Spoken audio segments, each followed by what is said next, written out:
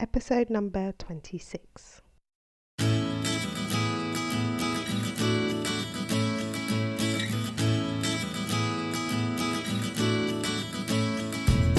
You are listening to the More Than a Lawyer podcast with your host, Janine Esbrand.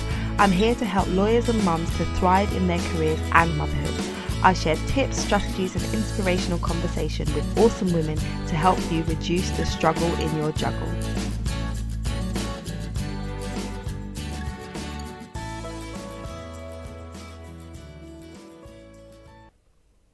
Hello, and welcome to the show on this very lovely sunny bank holiday Monday here in the UK. I love it when the weather's great. It really boosts my mood. So I'm happy to be here. You've probably heard and seen a lot in the press about returnships and women returners recently. I'm really happy that this is a hot topic because too many talented women are not using the skills and experiences that they have due to there being too many barriers to re-entry to the workforce after being on maternity leave or taking some other type of career break. The UK government pledged earlier on this year that they were going to spend £5 million on supporting women returning to work, and today we saw the launch of some new returnship programs for people working in civil service roles. So we're making some progress. Formalised returnship programs are fantastic, but they tend to focus on people that have been on an extended career break. So people that are trying to get back into the workforce and are looking for a new role or new position within a new organisation. But what about those people that are returning to work after maternity leave? So those people that are going back to their previous jobs and they want to have a smooth transition back. Making the transition from being a highly successful, driven, ambitious, professional woman to being a working parent can be really tough, and so for many lawyers, returning to work after maternity leave is a transition that takes some getting used to. There seems to be a lack of resources to support people in that transition, so that they feel that they can balance the demands of work and family life effectively, and so that they don't get to 6 months after returning to work and then feel like they can't do this and then end up leaving the profession. So that's why I created the Smooth Return course. It's a 4-week interactive online course for lawyers and other female professionals. The course takes you through the fundamental aspects of preparing for a smooth transition back to work and really focuses on those first 90 days, the first 3 months of you getting back into work, because that's going to lay the foundation for your working parent life. We touch on understanding your values and making sure that they are aligned with the work that you're doing, your post-baby identity, your career vision, where is it that you want to go now in your career, logistics, how do you make it work, how do you organise yourself with childcare, with meal planning, with just setting yourself up for success in terms of the day-to-day. How do you leverage your strengths so that you're able to still make an impact without spending as much time as you used to in the office? And then pulling it all together, what are you going to do? What steps are you going to take over the next 90 days to make it all work? I'm really excited to get going. We're getting started on the 29th of October 2017. So if you are ready to head back to work after maternity leave, then I'd love for you to join us. For more information, you can go over to lightboxcoaching.com/smooth-return-course. Okay, so on to today's content. I want to share with you 5 ways that you can prepare for a first-class return to work experience. And when I say first class, I mean an experience where you feel confident and you feel competent and ready to get back into the swing of things quickly and really make an impact in the first few months that you're back in the office. Tip number 1, set up a lunch or coffee meeting with a work colleague. You want to speak to somebody from your team or your department so that you can get the rundown on what's been happening in the office while you've been away. The current objectives of your team and any specific challenges that everyone is facing right now. Because when you understand the current challenges, you'll be able to focus your efforts so that you can make sure that you're making a difference in those areas when you return. So you really want to just get an idea of how the land lies and what you've missed out on while you've been away. Number 2 is that you want to set a 90-day goal. So your first 3 months back in the office are going to set the tone for your return and the way that you're going to feel about your return and how successful you are going to feel in the whole transition.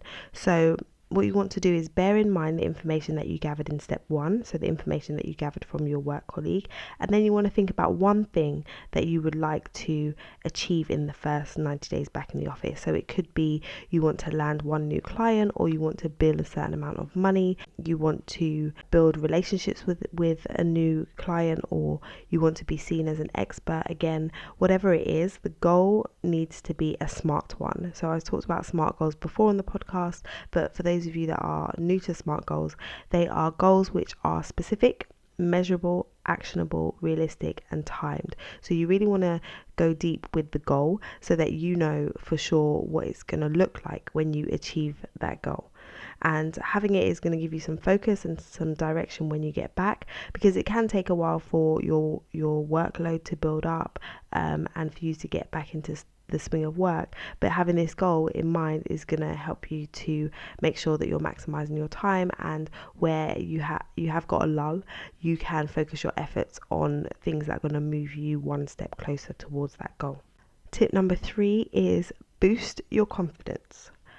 Let's face it, if you've been out of the office for a while and your days have been very different, they may have been filled with nappy changes and nursery rhymes and play dates galore, then going back into the office and having to have your technical legal brain on is going to be going to feel like a challenge. You might think, oh, I've forgotten everything and I'll be unable to perform as well when I return. That baby brain is just going to take over and I'm not going to be able to remember anybody's names, much less be able to cite law. Well, I want to say to you that you haven't forgotten everything. It's all there. It's all in your brain's archives. You just need to sift through what's in there and just bring it to the forefront, because the likelihood is that you've been out of the game for a lot less time than you were in the game previously. Here's what I want you to do. Grab a pen and paper and write down all of the things that you have done well in the past. Now, if you've been practicing for many, many years, that could be a really long list. But I want you to just write down the things that come to mind, things that you received client praise about. So transactions that you worked on, cases that you worked on, things that people came to you and said. I'm talking colleagues, I'm talking past clients. Any positive feedback that you've received and you can remember, I want you to write it down. And then I want you to reflect on your positive performance and the skills that you do have. Doing that is going to remind you that you have a lot to offer, and you will feel a boost in your confidence as you prepare to go back. Okay, number 4 is to connect with clients and referral partners. So when you are in the throes of work and you're really busy, it's hard to make time for business development and networking. It sometimes becomes that thing that's an afterthought when there's a quiet period. That's when you turn your attention to it. But now is a good time for you to focus your energies. You have time now as you're preparing for your return, so you can spend some time leveraging the power of social media and connect with your clients. Now is such a great time for you to leverage social media. I think lawyers are not necessarily taking the opportunity to use social media in a way that's going to advance their careers and in the way that's going to develop business. Social media is not just about posting pictures of your holidays or your favorite food or places that you want to go. There are so many people out there that are using it to build their businesses and to bring in clients. And so you can do the same. You can be using LinkedIn, which is an absolute goldmine for any professional. Twitter, Instagram, Facebook, whichever social media platforms you feel comfortable on and that you think your clients are going to be on. I would say LinkedIn is the primary one, and I've done some training on LinkedIn, and it's something that I want to help lawyers to find out more about, because it's definitely a resource that people aren't using enough, but we'll talk about that on another podcast.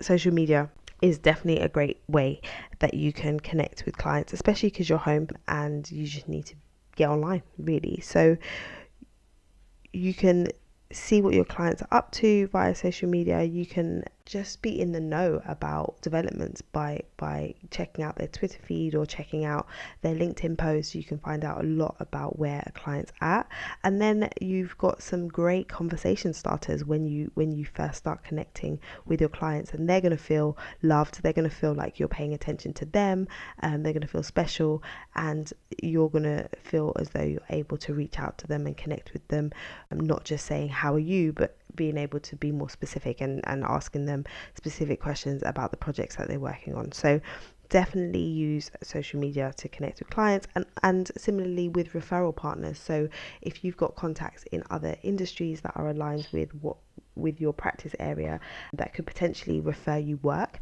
then you want to start looking at what they're up to and reaching out to them and seeing if you can arrange to meet, have a conversation, whatever it is, to bring you front of mind as a contact of theirs that may be able to help their client.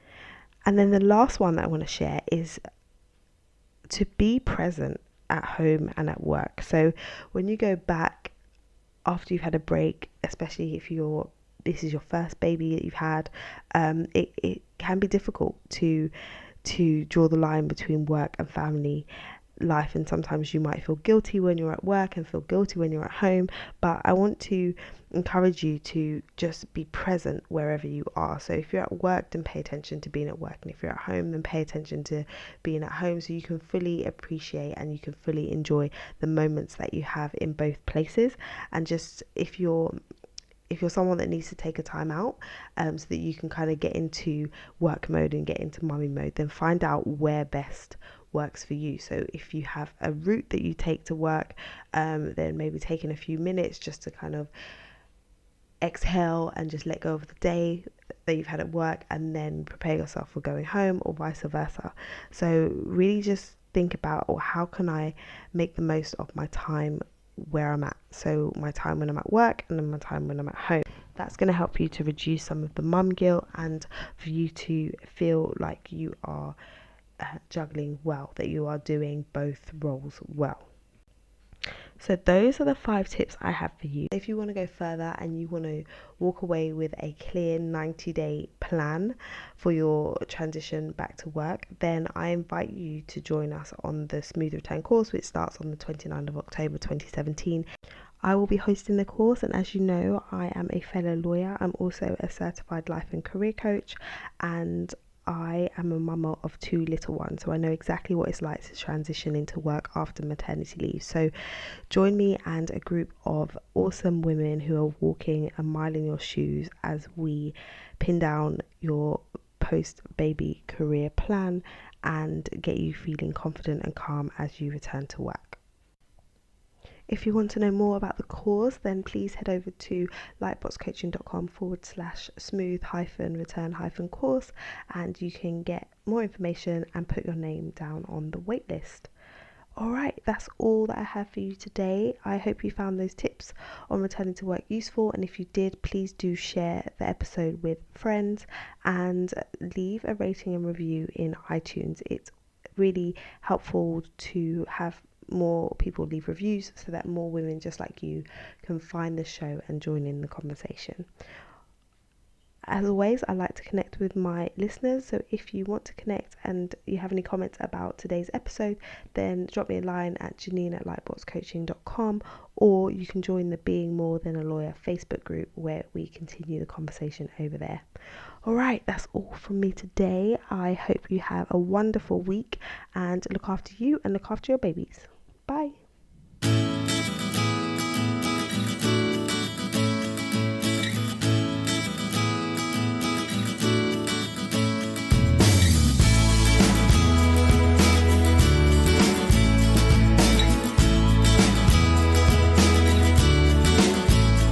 The More Than a Lawyer podcast features music by Awesound.